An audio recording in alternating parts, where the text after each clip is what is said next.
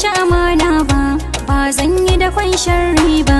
In nai haka ban gode ba, ban cika ƴata halali ba. Zinariya na haska, ruhi da kalbi dukka, so a rai kai shuka, ka yi mini saƙa.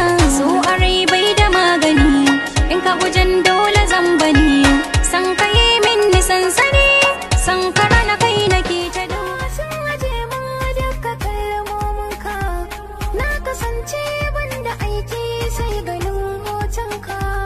Duba sako shi nake yi in ina kewarka, kalmomin so da kake min su ne suke min lallashi.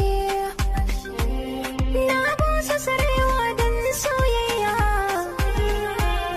zarso a gare ka na zama irgata.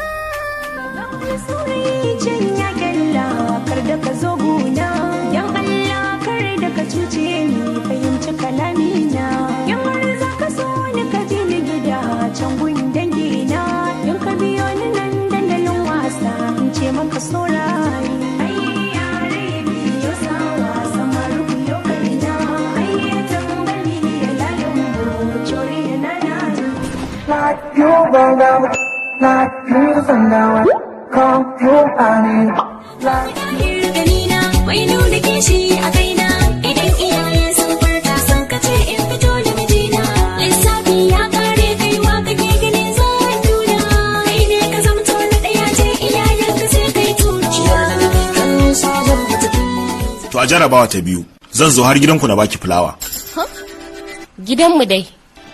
Har cikin tsakiyar gidanku kuwa.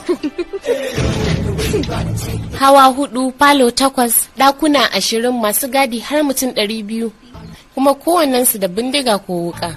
Za ka shigo gidanmu ka bani fulawa ka ce kana so na iye? Shakka babu, ba kuma shiga zan yi kamar barawo ba.